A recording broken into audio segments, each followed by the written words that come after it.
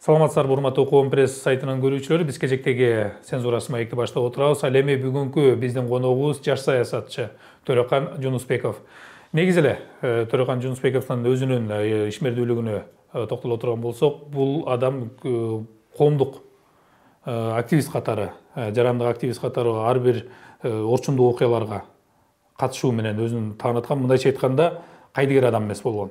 Кийинки учурларда саясатка аралашып, саясаттын чордонунда жүрдүңүз. Анан кийинки тапта ал эмес мамлекеттик ишканада эсептелинген Мегакомдо дагы кеңешчи кызматка бардыңыз. Андан кийин эле кеңешчиликти таштагандан эле жок болуп кеттиңиз. Баягы активдүүлүгүңүз жок, ошол эле коомдук иштерге же болбосо өзгөрүүлөргө, окуяларга неменен алек болуп атасыз? Себеби эмне болду сиздин мындайча айтканда коомдон чыгып кеткениңизге? Коомдук активдүүлүктөн чыгып кеткениңизге? Ассаламу алейкум, урматтуу мекендештер, урматтуу кыргызстандыктар. Мегаком компаниясындан иштеп, анан кийин биз болсо жогорку кеңешке катышуу ниетин билгизгенбиз. Ошо жогорку кеңешке катыштык. Жеке мандат менен Талас областынын Талас округунан 21-чи. Ошол шайлоо бүттү. Андан кийин да биз азыр өзүбүздүн жеке жер үй куруп атканбыз. Ошонун негизинен дагы бир топ эмелерге катышканга азыр убакыт болгон жок. Кудайым буйрса, бир жуманын ичинде ошо үйүбүзгө киребиз, бүтөбүз, анан кийинки процесстерге дагы активдүүрөөк катышабыз деп ойлоп атабыз. Көргөлүү болушуңуз менен анан Мегакомго иштегениңизде кеңешчи болду деди. Биз кеңешчини көбүнчө мындай түшүнөбүз. Бул формалдуу кызмат депчи. Кеңешчиликке бирөөнү коюп коет, бирок ал кеңешине деле эч ким кабыл албайт дегендейчи. Сиз эмне иштерди аткардыңыз ошо Мегакомдо кеңешчи болуп турганда, кеңешчи катары? Биз барганда максат ошо болгон, анткенде мындай эффективдүүлүгүн көтөрүү, пайданы көп табуу дегенчи. Анткени Мегаком компаниясы 100% мамлекетке караштуу болот да, өкмөттүкү. Биз ошондо айтканбыз, ошо негизинен биринчи мамлекеттик кызматкерлерди анткенде Мегаком компаниясына өткөрүү. Анткени бул жерде альтернатива деле жок да. Анткени О компаниясын карасаңыз, ал Казакстандыкы, Билайн болсо Россияныкы. Мегаком Кыргызстандыкы, Кыргызстандан болгондо дагы ата мекендик өндүрүүчүлөр, ата мекендик ишкерлер деңиз. Ошол биздин акчаларыбыз бардыгы өзүбүзгө түшмөк, сыртка чыгып кетмек эмес да. Ошону бир топ аракет кылдык, эми ишке ашып баштады. Мен учурунда өкмөттүк жыйындарга алып чыгып, анан Мегаком компаниясынын байланыштарын сунуштап, эгерде патриот боло турган болсок, мамлекетибизди колдосок, анда ар бир тыйыныбызды ушу мамлекетке пайдалуу кылып колдонолу деген ниетте чыгарганбыз. Анан өзүбүз дагы чоң ушу министрликтеги бир топ адамдар менен барып сүйлөшүп, Мегакомдун корпоративдерин сунуштап, өткөрүп жаткам да. Анан мындай нерсе бар да, ошол эле депутатка аттанып аткан адамдар, ошо мандатка жетебиз деп шайлоого катышып аткан адамдар кызматын убактылуу токтотушат. Мисалы, ошол шайлоо өнөктүгү башталып, анан кийин шайлоо өзү өтүп бүткөнгө чейинки аралыкта убактылуу токтотот. Сизде деле ошол мүмкүнчүлүк бар беле? Так эле кесе кетип калганын ордуна. Мен кийин өзүңүздөргө билгендей жаңы жетекчилик келген. Жаңы жетекчилик мындайча айтканда өзүнүн ойлорун менен иштегендей бир түр калтырды. Мындайча айтканда мага кеңешчиликтин кызматы кереги жок. Кызматы кереги жок дегендей болчу. Анан ошого байланыштуу биз болсо арды шайлоодон кийин кайра келип иштейин деген ниетте эле болгон жок. Анан дагы бир нерсе бар да, ошол жанагы окуя болуп кетпеди, октябрда окуя болуп кетти дагы, анан кийин ошол Садыр Жапаров бийликке келди. Анан анын бийликке келишине дагы көптөгөн адамдар таасир беришти, жардам беришти. Мисалы, ошол эле сиз да ала турган болсок, анын ошол кызматка отуруп убактылуу президент болуп, анан кийин шайлоодо жеңип чыгышына өзүңүздөр аракет кылдыңыздар. Анан ошол адамдарды убактылуу түрдүү кызматтарды берип, кимдир бирөөнү ошол маалда айта албайм, каржы полициясына отургузду, ат фамилиясын айтпасак деле баары тааныса керек. Сизде болсо Мегакомго кеңеш чыгылды, дагы кимди баардык кызматтарга коюшту, бирок белгилүү мөөнөттөн кийин баардыгы бирден кетип отуруп, азыр дээрлик эч ким калбай калды. Мындайча айтканда бул саясатта саясий оюн болдубу же болбосо чындап эле ошол жерге койгон адамдар иштей албай койдубу? Анткени азыр алардан эч ким калган жок. Жаңы команда келди, министрлер кабинети жаңы отурду, баягы ошол президентти кызматка отургузууга түздөн түз аракет кылган, жардам бергендерден эч ким калбай калды.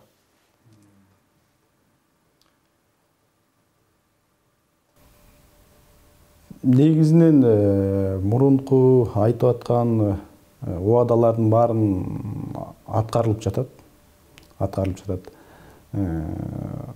Бардык шарттарды бирдей коюп жатат. Бул жагынан биз Садыр Жапаровго эч кандай күнөө кое албайбыз. Наоборот, колдойбуз. Анткени айтылып аткан убадалардын баарын аткарып жатат. Анан мен ал кетип алган адамдарды иштей албай калды, же болбосо кетирип салды деп айта албайм да. Башка бир себептер болушу мүмкүн. Анан бул нерсе дагы бар да, мисалы ошол эле таасир берген адамдар мурунку жардам берген адамдарды четке какты. Макул, президент антпеген күндө дагы анын жанындагы мындайча командасы деп. Анан азыркы тапта силер президент менен байланышуу мүмкүнчүлүгүңүздөр барбы? Анткени ошол октябрь айында билесиз, мындай ийиңиздерге тийишип эле чогуу чуркап жүрдүңүздөр да. Анан кийин чогуу эле мындай катарлашпазбы эле. Азыр байланыш барбы? Президентке өзүңүздөрдүн сунушуңуздар болобу, же болбосо маселеңиздер болобу, же жоң гана учурашып дегендей ал акыбал сурашып, негизи эле президентке мүмкүнчүлүк барбы байланышканга силерге? Мүмкүнчүлүктөрү бар. Сунуштарды дагы ар кандай деңгээлде беребиз. Тууралары чечилип жатат. Кээ бирлери болсо кандайдыр бир убакыттарды талап кылып күтүп турулуп атат да. Анткени азыр буга чейин чоң иштер жүрдү, ошолор менен алек болуп, убактылары болбосо керек. Өзүңүз чыгып көрдүңүзбү, бир башка бир маселе менен болсо деле? Чыккан учурларыңыз болду ошол президент кызматка отургандан кийин? Кызматка отургандан кийин чыккан учур болду, сүйлөштүк, колдодук, биздин да маселени колдоду. Анан дагы бир нерсе бар да, жанагы сизге окшоп ошол чогуу жүргөн адамдардын айрымдары иренжий баштагандар да белгилүү да, ачык эле айта баштады. Биз ошондо жаңылыптырбыз, туура эмес кылыптырбыз, же болбосо ошондо оюмдан кайттым. Сизде андай канчалык деңгээлде деп ойлойсуз? Чындап эле баягы чогуу жүргөндөрдүн жартысыбы, жартысынан көбү же аз эле бөлүгү оюндан кайтып атабы? Жартысы кайтты, анткени кайткандардын көпчүлүгү ошол бир башка бир эме менен келген да, революциялык күчтөр менен келген. Жалпы командалык идея болгон эмес. Мисалы үчүн ошол эле айталы жанагы ГСБптен кетти деп атпайсызбы? Башкалар деле бүт бара ар кайсы жактан келген ар кандай ойдогу адамдар болчу. Алар өздөрүнүн ойлору туура келбегендиктенби же бири-бирине эмелери туура келбегендиктенби кетишкен да. Командалык көз караш жок болчу, жеке кызыкчылык атасыз. Силерде команда барбы азыр? Бизде команда бар, биз колдоп атабыз. Бизде жанагындай айткандай түртүп коюу же болбосо бир совсем ал мурунку баштаган баягы мындайча айтканда мурун бир программа, мурун бир идеяларды чогуу түзгөнбүз да. Ошолордон тайып кетүү же болбосо аларды токтотуп коюу, же болбосо бөгөт коюу иш чарасы көрүнбөй эле, наоборот ошолордун баардыгы өзүнүн этабы менен ишке ашып баратат. Дагы деле иштеп атасыздар команда катары. Анан кечээ ошол Ош базарындагы Дордойдогу окуяларды көрдүк да. Мисалы ошол эле сатуучулар менен өлкө башчысы, анан кээ бирлер айтат ошол өлкө башчысы базарларга барып жүргөнү жөнөкөй эле пиар, элге жакшы көрүнүү деп. Экинчилери баалап атат, мынакей өлкө башчы болуп туруп катардагы соодагерлер менен жолугуп жүрөт, эл катары соода кылып жүрөт деп. Бул жерге кандай баа берет элеңиз? Бул жерге мындай жөн эле жаран катары. Мен мындай эле баа берейин, жөн эле жаран катары. Өкмөттүн мүчөлөрү алсыздыгын көргөзүп жатат да. Алар мен мындай айтат элем, кагаз анан интригадан колу бошобойт да. Мен дагы ушул Садыр Нуркожоевичке сунуш берип кетет элем. Эл менен иштеше ала турган бир адамдар менен эгерде иш алып бара турган болсо, иши астыга жылат да. Кагаздар менен, тегерегинде интригалар менен өзүнчө мындайча айтканда өтө кыйын болуп көрүнүп, бирок мындай иш жүзүндө эл менен байланышы жок экенин дагы көргөздү да. Эгерде ушул идеяны ошонун өкмөтү же андан кийинки аким болобу, же болбосо налоговыйлар болобу, министрлер ушуну жасай турган иш болчу да. Эл менен жолугуп, өздөрүнүн саясатын түшүндүргөнчү. Ошону түшүндүрө алышкан жок. Эл болсо туура эмес кабыл алды.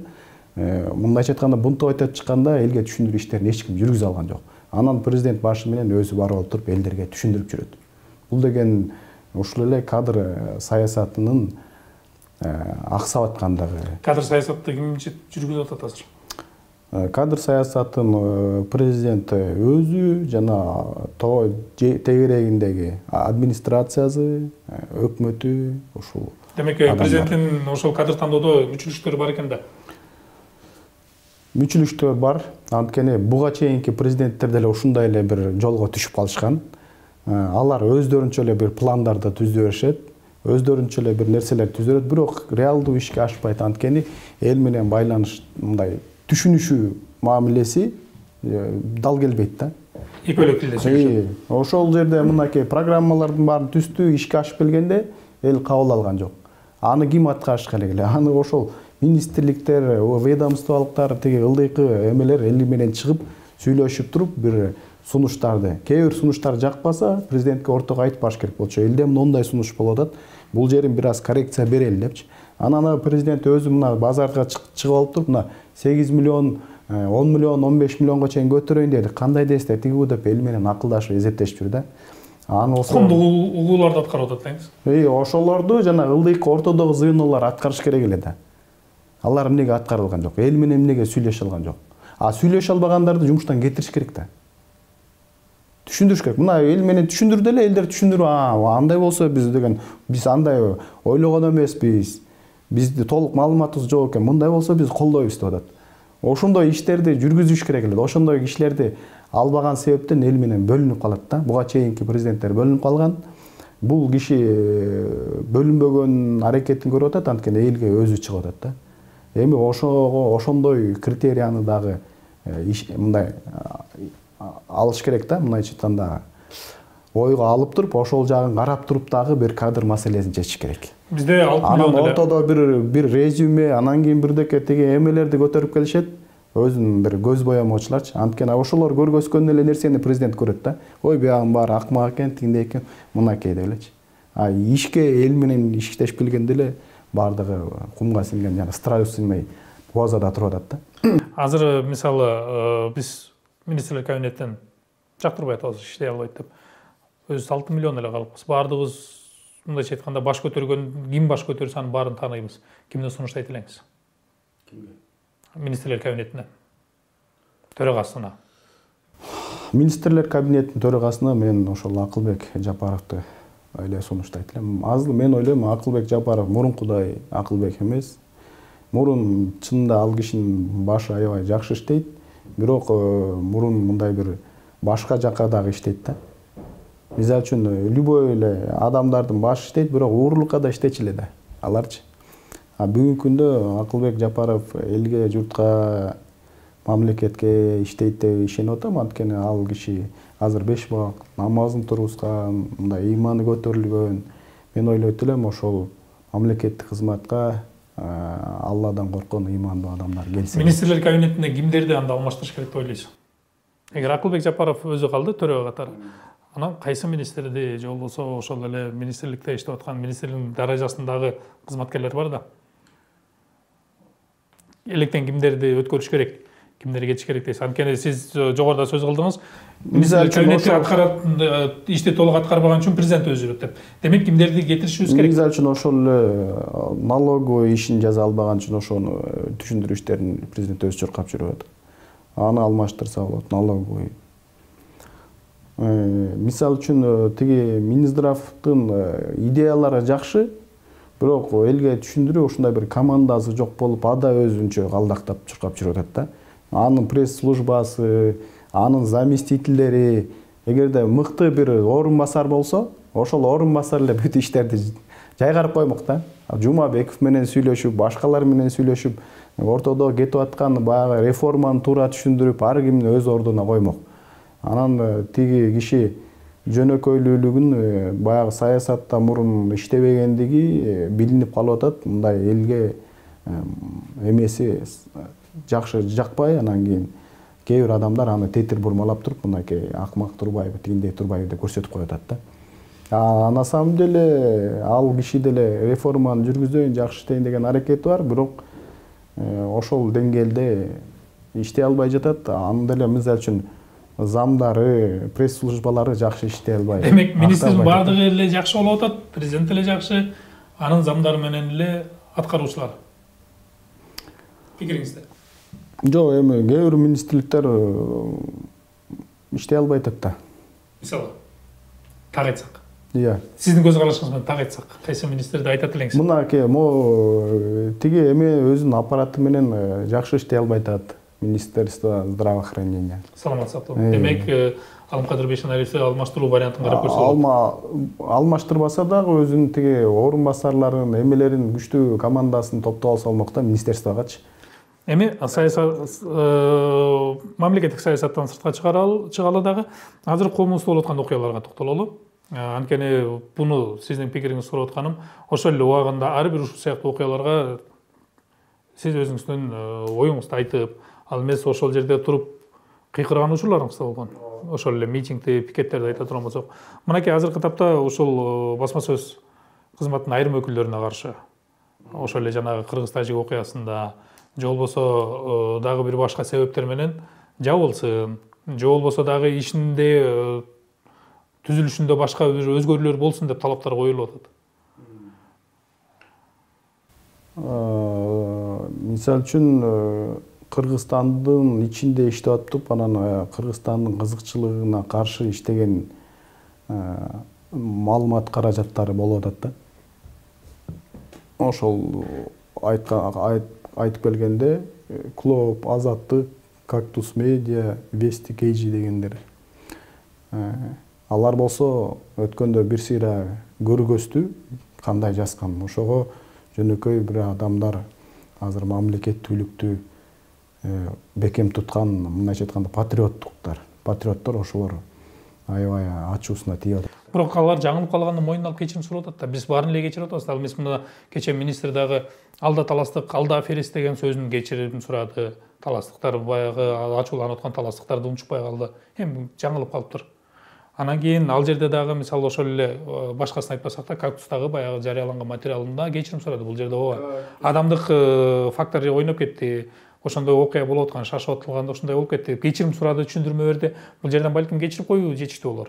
Анткени бул деле башка бир басылмаларга, бүт редакцияга себеп окуу болуп сабак болуп берди. Мындай болуш керек да. Мына азыр өтө грубый ошибка берди. Анткени булар ушундай жазышпадыбы?